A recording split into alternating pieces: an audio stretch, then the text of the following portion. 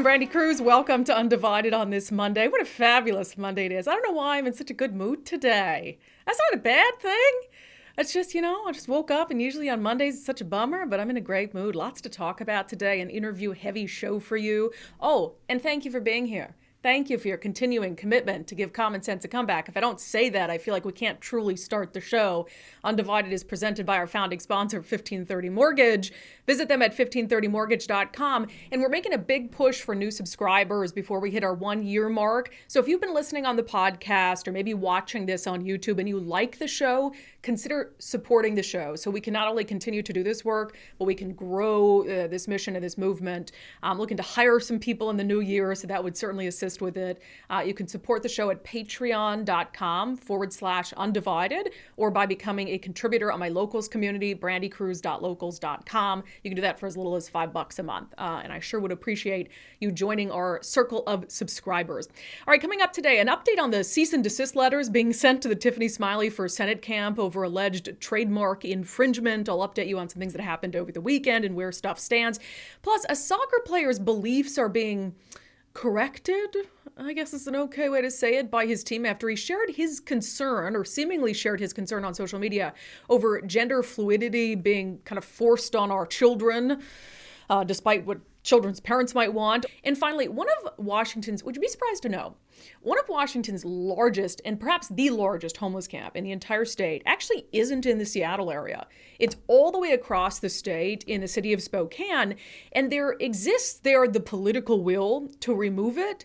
Only there's one problem. It's not on Spokane city property. It's not on county property. It's on property owned by the state of Washington, which is presenting a unique challenge. The mayor of Spokane will join us to discuss. I do want to start, though, with the Smiley situation, the Tiffany Smiley situation. So on Friday's show, we discussed at length about the fact that Starbucks, the Seattle Seahawks, and the Seattle Times have all, in the last month, sent the Tiffany Smiley camp cease and desist letters for, they say, violating their trademarks by using their corporate logos in her campaign ads. So there was one ad where Tiffany Smiley is standing in front of a closed down Starbucks, and you can kind of barely see the backwards Starbucks sign in the background, and Starbucks saying, you can't do that. And then in that same ad, the Seattle Times is saying, you can't use our logo in those headlines that she put on screen because they say it could suggest an endorsement. And then in a different ad called Game Day, you see Tiffany Smiley's husband for all of 2 seconds wearing a Seahawks jersey that the Seahawks gave him when he raised the 12th man flag. And he raised the 12th man flag because they were honoring his service to our country as the first blind active duty military officer. So I want to be clear, and I'll at the end of the show, I'll read some comments about sort of my commentary on all of this situation. I want to be clear. Companies have every right to protect their brand, and that's why laws like that exist. And, if they want to protect it sort of here and there and whatever, fine. I mean, do what you want to do. All I want is for them to be honest about it. Over the weekend, a couple things happened. So, one of the things I said on Friday is, Starbucks and the Seahawks, they have a right to protect their brand. I just find it a little bit petty, in the ad about the closed Starbucks, for instance. Tiffany Smiley, doesn't say the word Starbucks, and you can barely see the sign behind her. And I also think, shouldn't Starbucks be happy that a candidate is finally paying attention to the crime crisis that has forced them to close multiple locations of theirs across the country? Instead, they're sort of trying to silence her in a way. So over the weekend, the Seattle Seahawks, someone sent me the fact that Tara Simmons, who's a Democratic state representative, you might know her name because she's the first formerly incarcerated person elected to the state house. And I think she has really a tremendous story, but she's also proposed some controversial things. She was the member of the state house who proposed that bill that would have lowered the penalty for drive-by shooters who kill someone. Well, she took to Facebook on Friday and put out on her campaign Facebook page what amounted to, it sounded to me or to any layperson, like an endorsement from the Seahawks. She said, and again, this is on the Re-elect Tara Simmons page, hanging out with the Seahawks today and got their overwhelming support for my work to advance racial and social justice. It was the validation I needed when my opponent has turned negative in desperation and spreads fake news, blah, blah, blah. And she's got pictures with Seahawks players and their logo everywhere. And so I reached out to the Seahawks again, like, hey, why can she do this, but Tiffany Smiley can't? And again, there might be legitimate explanations for this. Maybe the Seahawks have endorsed her. And so they don't mind their logo being used because they have endorsed her, but just say so. It's the lack of information that is just a bad look, and I think a bad look for the team. And so to me and to some fans, it might look like, well, the team supports this woman who wants, drive-by shooters to get out of prison early, but they are not supporting a blind Army veteran who they gave a jersey to, and it just all seems political. And so, I've now sent the Seahawks organization 2 emails, have not heard back from them on either fronts. So you're only left to sort of guess. And I also was sent just this morning an ad from an Alaska, the race for governor in Alaska, named the candidate's name is Vicky Caetano.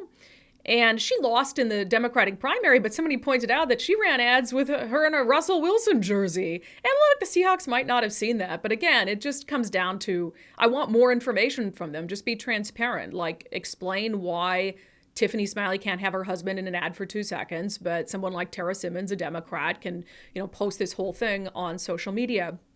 And I will say, and I haven't heard back from the Starbucks organization either. And my question to them was basically like, isn't this a little petty? Have you sent out or had to send out notices like this in the past? And then, the Seattle Times. The Seattle Times, to me, is the most concerning one because as a news organization, I think they have even more of a responsibility to apply their trademark fairly, especially when it comes to politics and to elections. It is very clear that it's so common for candidates to use headlines from the news in their ads. And that's what Tiffany Smiley did here. And the Times says that it gave the wrong impression that they had endorsed her, which to me, I didn't take that as an endorsement at all. It was just some headlines about crime. And so I had asked, the Seattle Times sent me an initial statement, and I sent back 2 very obvious follow-ups, which was, how did that come across as an endorsement? And then the second follow-up, which I believe is the most important, is why did the Times allow Patty Murray to use its logo in their in her ads in 2016? And again, there could be a perfectly reasonable explanation. For instance, the headlines that Patty Murray used were actually about her, were actually about Patty Murray's work, as opposed to the headlines that Tiffany Smiley used, which were about a news story. And so certainly that could be the reason the Seattle Times was fine with one and not the other. But when I asked those follow-up questions, they just responded that they weren't going to comment any further. And then the Seattle Times, David Gutman over at the Times, released his own, they put out an own article in the newsroom about the entire situation. And this entire article from David Gutman fails to answer the most obvious question, which is, why was Patty Murray allowed to do it, but Tiffany Smiley is not? That's a fair question. It's a journalistic question. And again, if there's an obvious answer, if there's a relevant explanation, just explain it. In the media, we demand transparency from everyone. Why don't we expect transparency from ourselves?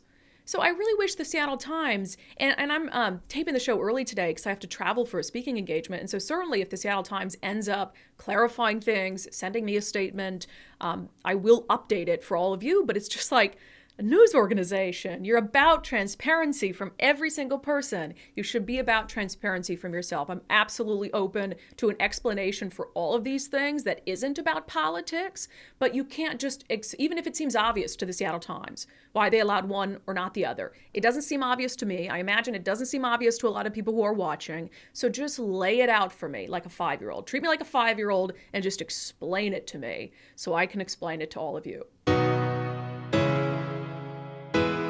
So there was a story that I missed in September, and I don't know how I missed it. Like, was I living under a rock? It was from my friend Jason Rantz. There's an update to it today, and that's why I'm going to discuss it now. But so there is a player for the Seattle Sounders, the soccer team, who got in a little bit of trouble for posting this. A cartoon where it's got, what I imagine are some parents, tied up by this TV, and then these rainbows are coming out of the TV into the brains of these kids.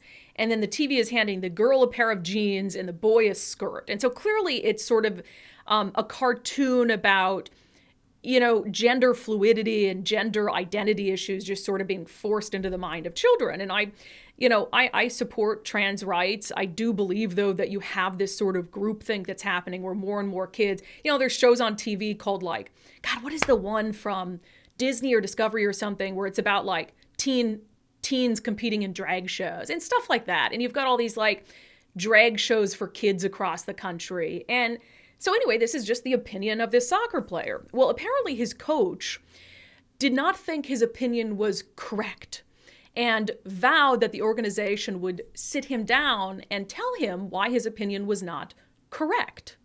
What did you make of Xavi Arriaga had a post on social media yesterday that he ended up taking down and apologizing for? What did you make of that whole situation? Well, you want my personal answer or the club answer? Well, personal answer. Okay, personal answer, I don't agree with it. I don't agree with it at all. I mean, people are who they are. It's not TV trying to brainwash people. I don't know who that guy was that he took the quote from, but I personally don't agree with it. From a club standpoint, I'll answer that one too. I mean, look, a lot of people were hurt about that Instagram post, and they have a right to be hurt. And Javi apologized, and when he comes back, I will have a good conversation with him. Okay, try and help him out. And then we also, within the club, have a really good social, equity network, and he'll sit down with them and talk things through and just make sure he understands that what he said wasn't correct. So anyway, Jason Rantz kind of detailed this story in his reporting. Jason Rantz, our friend of the show, but also a conservative radio host in Seattle on 770 KTTH. Well, the head coach of the Seattle Sounders has responded to some of Jason's criticism of how the team handled this. And I'm going to let Jason explain. Jason Rantz, welcome back to Undivided. First, I am not a big soccer person, but I know you are a big soccer fan. So can you tell me, is this player a good player? Big deal? I mean, I don't know if I would call him a big deal. He's a very good defender. He is a member of the Ecuadorian national team, so he's reached some level of talent. He is a core member of the Seattle Sounders. So before we get to kind of the update and what's transpired, I told you I didn't know how I missed your original story. What really struck me about it is the language that the head coach used when he talked about how he said, and this is the quote, that we also within the club have a really good social equity network, and he'll sit down with them and talk things through and just make sure he understands that what he said wasn't correct. What were your thoughts when you, as a Sounders fan, heard the coach say that? Well, I take this as not a Sounders fan per se, because my initial reaction was, how dare you? Who the hell are you to tell a player what political position they hold is or is not, quote unquote, correct? This is a team that takes political positions all the time, and they allow their players to take positions all the time. And I don't recall ever hearing Brian Schmetzer or anyone in the front office stepping in and saying, hey, Stefan Fry, goalkeeper, how dare you send that meme in support of abortion services? They would never do that because that is a left-wing viewpoint that he espoused. In this case, it's perceived as conservative with Arriaga.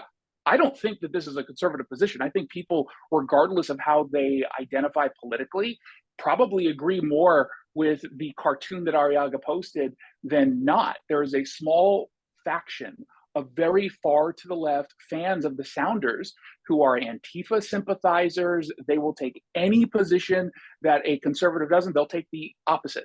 They do this all the time. And so for them to come out there and claim that this comic was violence and how over the top it was, how dare he post this transphobic piece? And then, of course, the Seattle Times in their coverage implies that the cartoon is transphobic, which, again, it is not. It is a mainstream position. You can disagree with it. Go for it. I don't care if you agree or disagree. But the idea that the coach is going to come in and basically say, we're going to sit him down and tell him why his position is wrong. I mean, that the left loves to talk about power structure and power dynamics. Well, you've got a coach who's white, who's going up to the Ecuadorian and telling the person of color who during Latinx Heritage Month that the Sounders decided to change from Hispanic Heritage Month, I just thought was too far. It was absurd. And now Schmetzger, you told me, did a subsequent interview and tried to walk back those comments as if they weren't really going to correct his way of thinking. Exactly. So he walked back the substance of his claims where he was going to sit him down. Now that's public. Now privately, I have no idea what's going on, but publicly, he basically said, "Oh no, we're not going to try to re-educate him. We just want him to know that how when you post something political on social media, both sides of an issue will react strongly, and we just want to make sure that he's prepared for that," because he was a little thrown back aback at how some people took the cartoon. So obviously, almost complete opposite of what Schmetzer said originally. And the only thing that changed in between those two press conferences was my coverage, both on KTTH.com on the radio and, of course, on TV. And we'll get to that in a moment because he responds directly to you without saying your yes, name. He does. Arriaga, how did he respond to the criticism? Like you said, there were some fans who were saying that he should be off the team for this, that it amounted to violence. How did he respond to it? He posted kind of an apology saying it wasn't his intent to hurt anyone's feelings with this position, but he didn't make anything of it. He pretty much thought that it was a mainstream comic that was espousing a view that isn't controversial. So he did a little bit of an apology. We haven't heard directly from him since he made this apology. At least I haven't seen any of the quotes yet. English is not his first language, so it was in a little bit of broken English, the apology, but I think it was pretty clear his intent wasn't to just offend people on the left. Yeah, and as you've pointed out, this organization has allowed people to share its opinions before. All the time. And so that's the issue here, is sort of that you can share opinions on one side, but you can't share opinions on the other, and you'll be told it's not correct, which feels so un-American to me. Well, just condescending. Again, this is the team that loves to be woke, but this is the white dude with power telling the Ecuadorian to shut up or just take his own position. I just think that on its surface is a slap in the face to the tolerance that you claim to hold. Yeah, it's hypocrisy. So Brian Schmetzer was asked about your coverage of this. I'm going to play this clip quickly. Just to clarify, was he sent to re-education camp? No. I mean, there's a reason why he's on Tucker Carlson. Let's be honest. Just feel like it would be worth clarifying. Yeah, thank you. Okay, let's move past it. I don't want to talk about him because he's going to like that we're talking about him. Right, I know. Do you like that he's talking about you, Jason Rance? Oh, yes. You know what I'm desperate for is the coach of a team talking about me at a press conference that pretty much no one saw. That is what I'm just jonesing for every single day. And he's right. There is a reason why I'm on Tucker Carlson tonight, the most watched cable news show in the history of cable broadcasting. And I would say there's probably a reason why his team, for the first time in MLS history, didn't make the playoffs this year. So just throwing that out there. I love that he thinks it's an insult, by the way, that you're not insulting me by telling me that I go on Tucker Carlson. You're insulting me in the sense that you think that it is beneath people to go on a show like that because he's a conservative, right? I mean, this again plays into the whole intolerance coming from the Sounders front office. On a more broad note, more broadly, before this segment, we talked about the latest on the Tiffany Smiley situation with Starbucks and the Seattle Seahawks. And the question of whether it's political, and then you look at this with the Seattle Sounders and sort of politics clearly playing a role in the team's response to a player.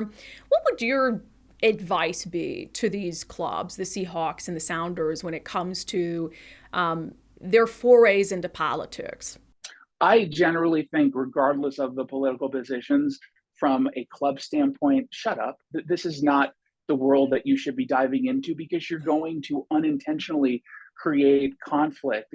At the end of the day, I think it's best to just focus on sports because that's what we go to you for. Now, if you are going to get into the world of politics, okay, fine. But you're going to have to be honest and open about it. And you're going to have to treat both sides like they deserve respect because they do.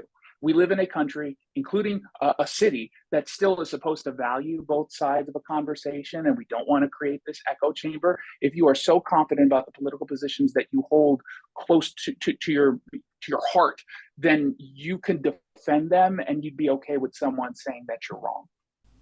You heard it here. The advice from Jason Rance, very deep, very profound. Just shut up. Clearly. Yeah, just shut up.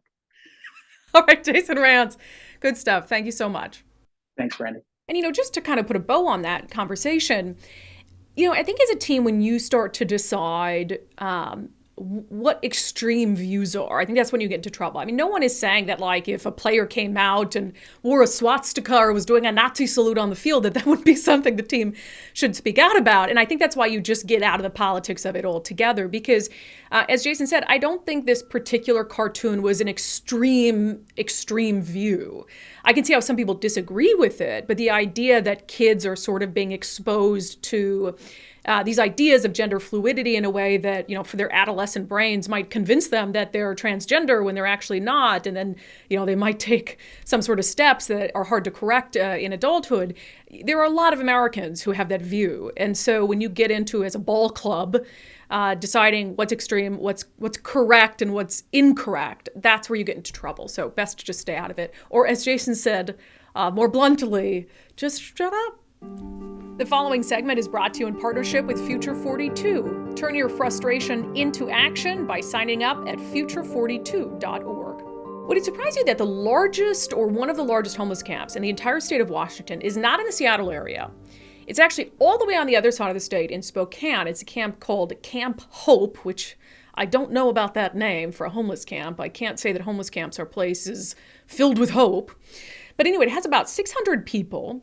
And what's interesting about this is there's certainly the political will in Spokane to clear it. I mean, you're talking about a Republican mayor, certainly a sheriff who has said that he is going to come in and clear the camp by mid-October. But the challenge is that this camp actually is not on city property or county property. It's on property owned by the Washington State Department of Transportation.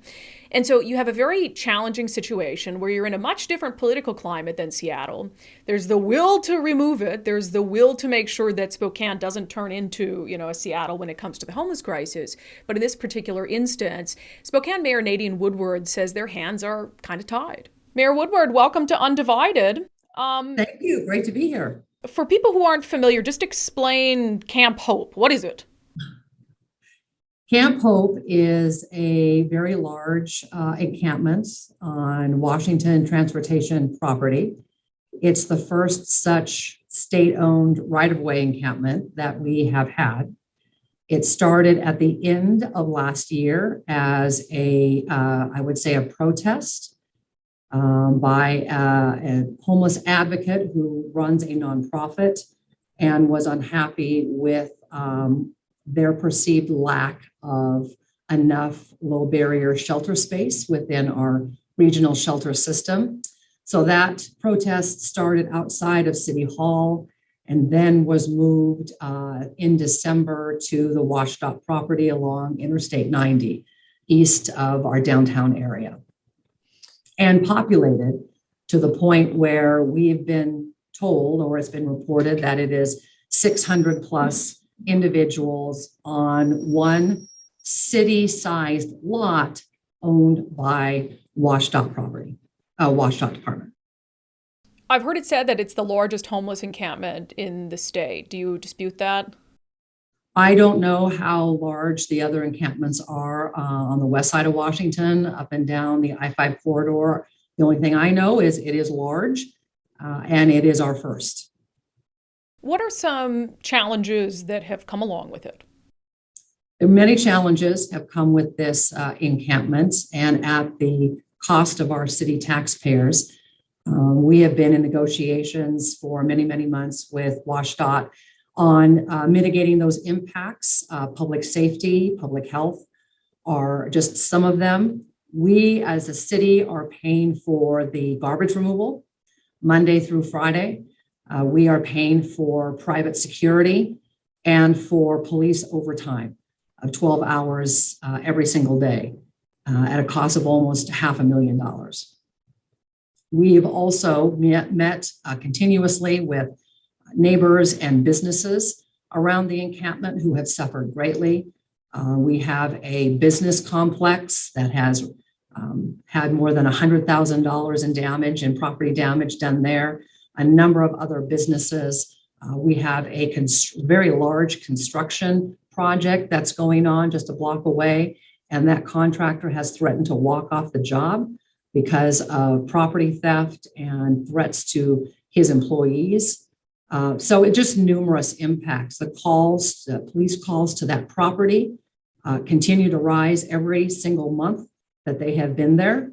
So it has been at great strain to city resources and services, and certainly a great impact to the neighborhood and the businesses around it. Why is the city footing the bill for garbage removal and security? Is it just if the city won't, the state The won't? state won't. The state has not been amenable to that. And so we had to step in and provide safety to those who are in the encampment, certainly, as well as those around it.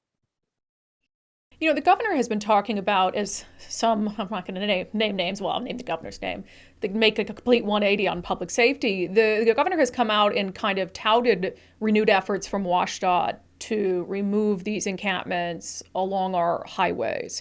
Have you seen any difference as the governor has changed his tune on that and spoken about it publicly? Have you seen a difference with WashDOT's willingness to work with you on it?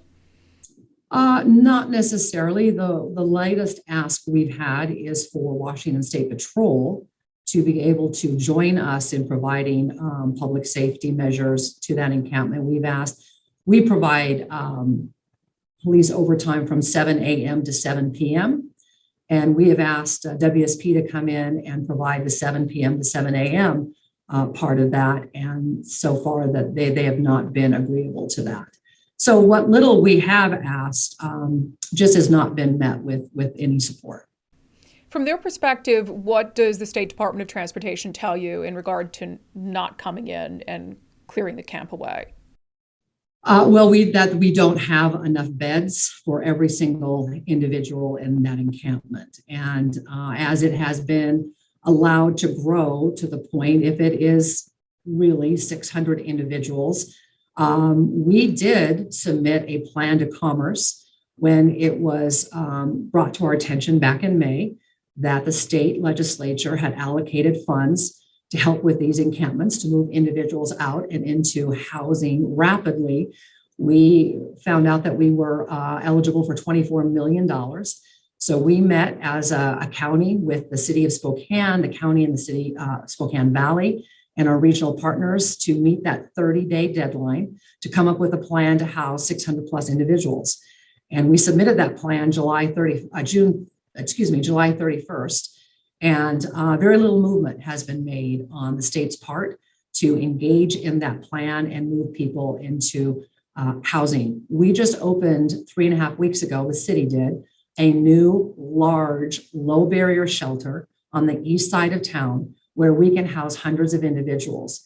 And we had hoped that Commerce would see that as an option for many of these individuals and help fund that alongside with us. And we just finally got them to agree to reimburse the city for costs of any individuals from that encampment that we can identify as going to the shelter. So there's been a little bit of movement on helping us with that, but we have heard very little from them on the plan that we've submitted.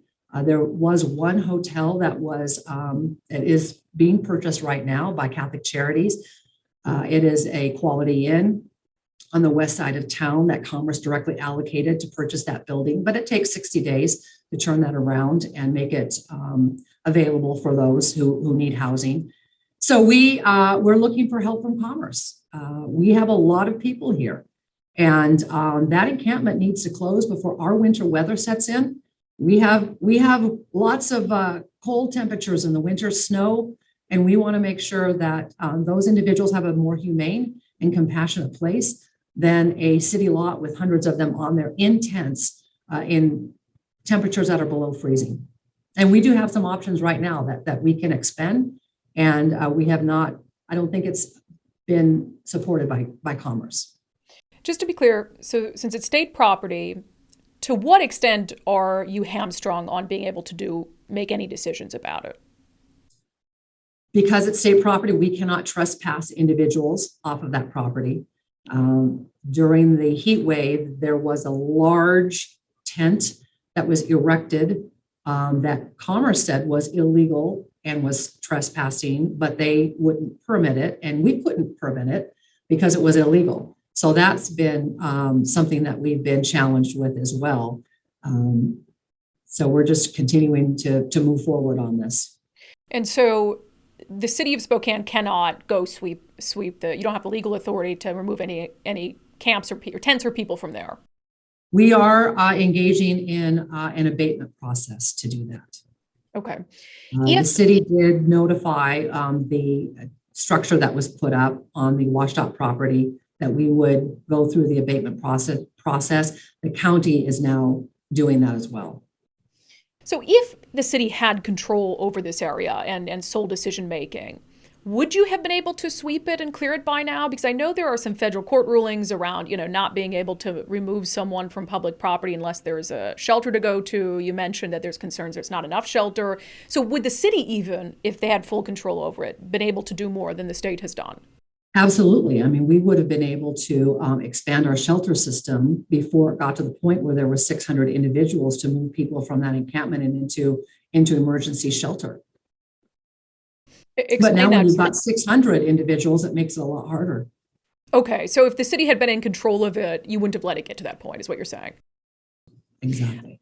Sheriff Ozzie, who is quite the character out there, I think everybody just calls him Sheriff Ozzie because I do not know how to pronounce his last name to this day. He has come out with some pretty assertive statements on that camp. And WashDOT kind of responded to some recent statements he made. And WashDOT says that his comments are not in the same spirit as conversations between the state and the city. Do you agree with that? Do you think that he's helping or hurting the situation?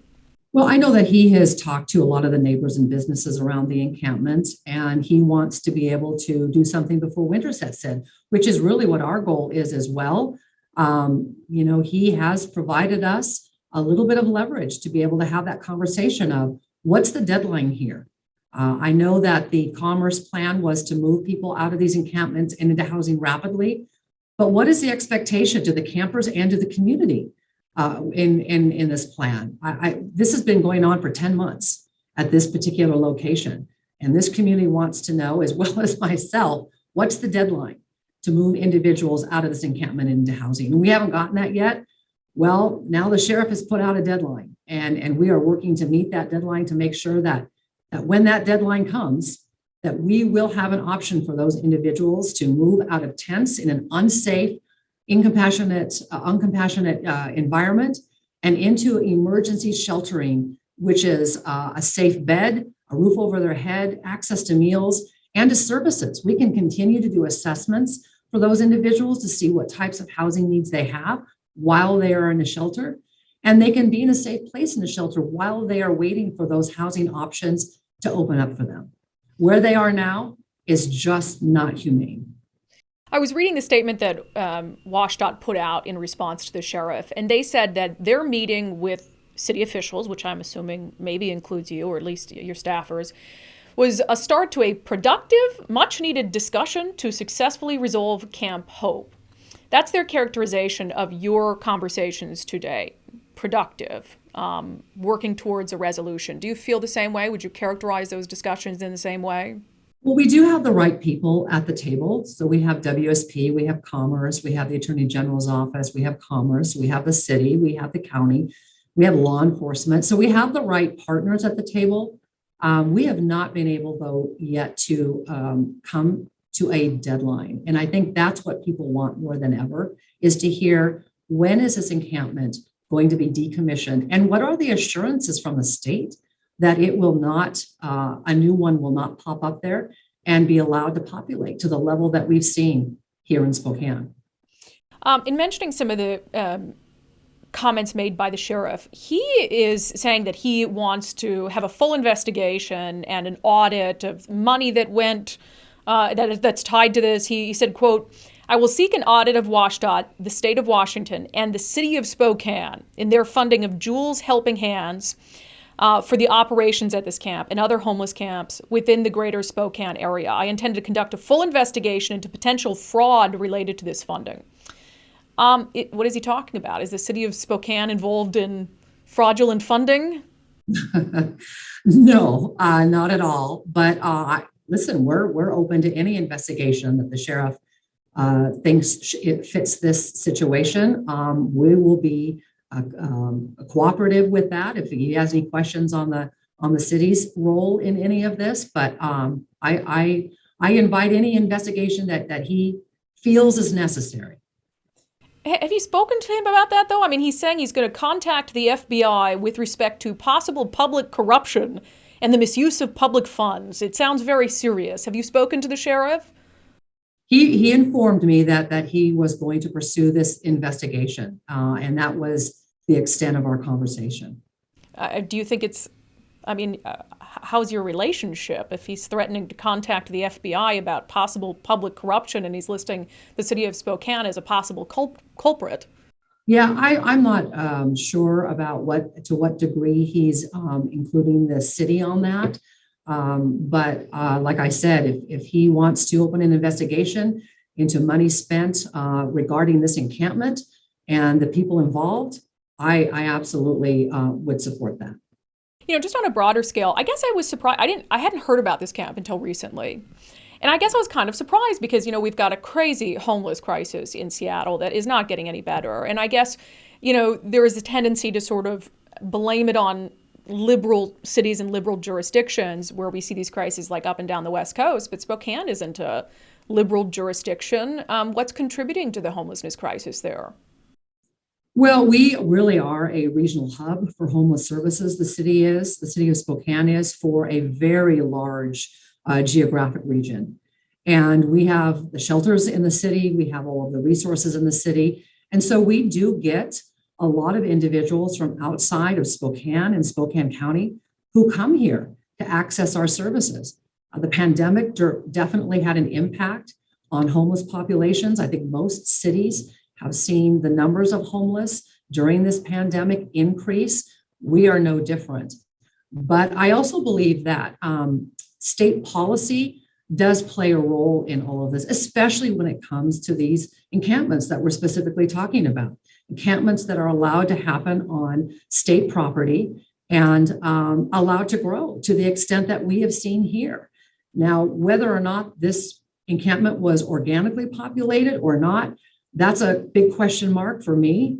But I have heard in the past, and I've seen in emails, that the nonprofit that is managing this encampment, Jules Helping Hands, now that commerce money is coming to play in Spokane County, has basically said, I deserve some of that money because we wouldn't be getting this money if it wasn't for this protest and this encampment, which I orchestrated.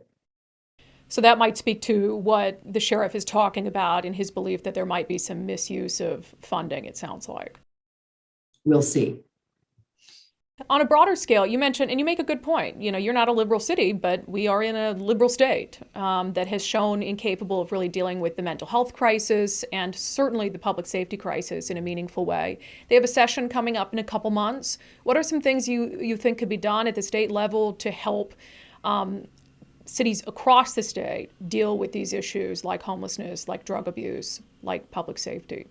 Well, local governments need a lot more help from the state, and whether that's funding, which we're finally now getting Commerce to come to the table to address this in a way that can help cities make an impact. But when it comes to crime, especially the reform measures, police reform measures that were passed in 2021, that are making it extremely difficult for our police officers to do their job. Tools have been taken away.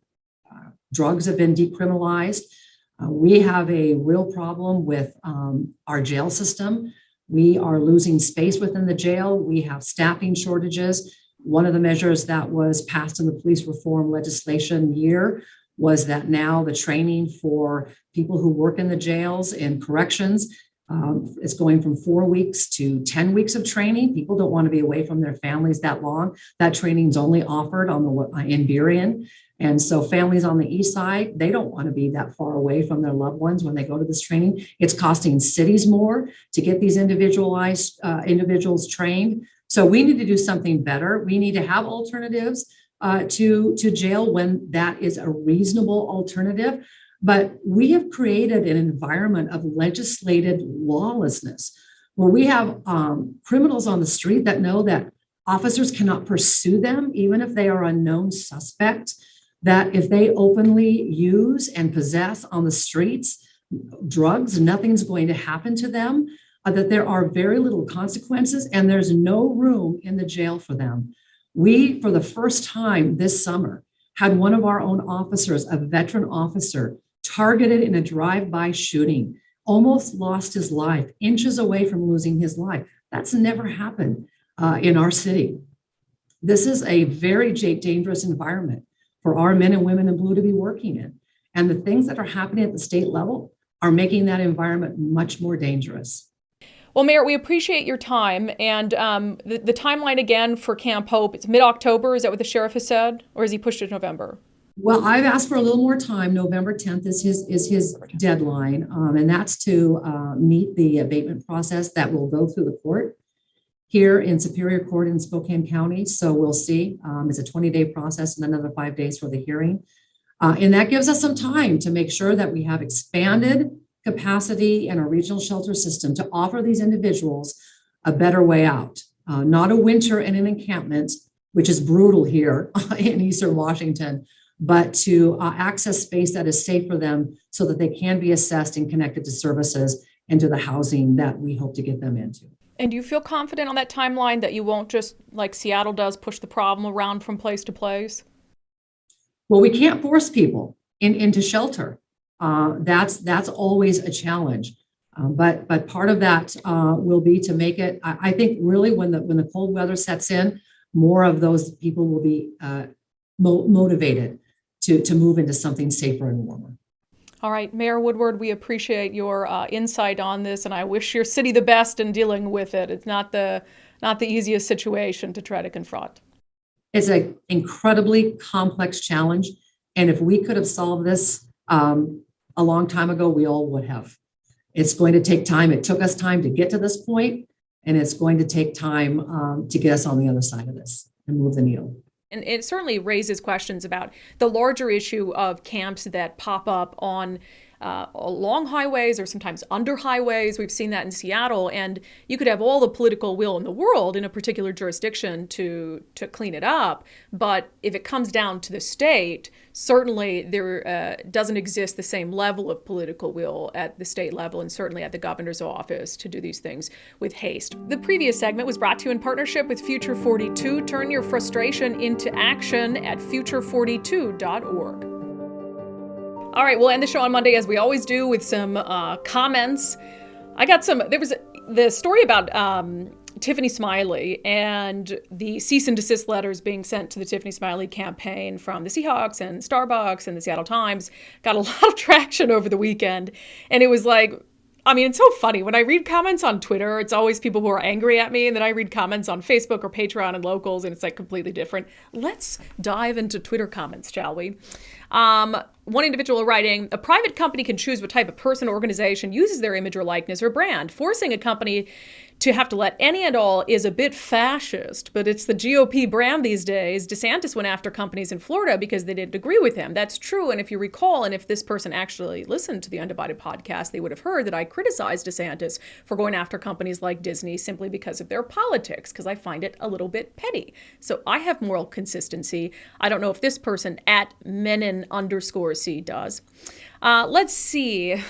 Margot called me a snowflake. Okay. Eric said, it's different when Democrats do it. Apparently so. Let's see here. What else we got? Seahawks go woke, go broke. Ken says, keep calling them out, Brandi. The Seahawks need to issue an apology. I don't think necessarily the Seahawks need to issue an apology. I think just the Seahawks need to explain why they're inconsistent on this and why, for instance, a Democrat can post what she posted on her campaign Facebook page, but Tiffany Smiley's husband, who's a war hero, can't appear for 2 seconds in the jersey that you gave him. Again, protect your brand. I just think that your fans deserve to know whether you're protecting the brand consistently. And if your answer is just, we like this candidate and not the other, just say it. I mean, just say it and be honest and live with the consequences of that. Charles says, Kruse is a bottom feeder for sure. She's irrelevant. Oh, is that why you're commenting on my Twitter page, Charles? Let's see. Tim says, Twitter is like a different world for me. Tim says, grow up. Is that the best you've got? Referring to my criticism of this Democratic gubernatorial candidate in Hawaii being able to wear a Russell Wilson jersey, but apparently Tiffany Smiley's husband not. Anyway, that was kind of more of the same on Twitter. Sometimes when I want to feel good about myself, I actually go read Twitter, because the sad comments from like people who have a cat as their avatar cheers me up. All right, that's it for this episode of Undivided. I will say, we have a really interesting show for you coming up on Wednesday, a subscriber-only episode. We've been talking a lot on the show about the disastrous, what I believe is a disastrous bill in Washington state that has drastically limited when police can pursue a suspect, and I think it's led to the degradation of law and order. Well, the chief architect of that pursuit bill, Representative Jesse Johnson, is going to join me for an in-depth conversation about why he stands behind the bill and what he has to say to people like me who are critical of it. So make sure to catch that interview. To do so, you got to become a subscriber on Patreon or Locals, patreon.com/undivided, or become a contributor on my Locals community, brandikruse.locals.com. Undivided is presented by our founding sponsor, 1530 Mortgage. Visit them at 1530mortgage.com.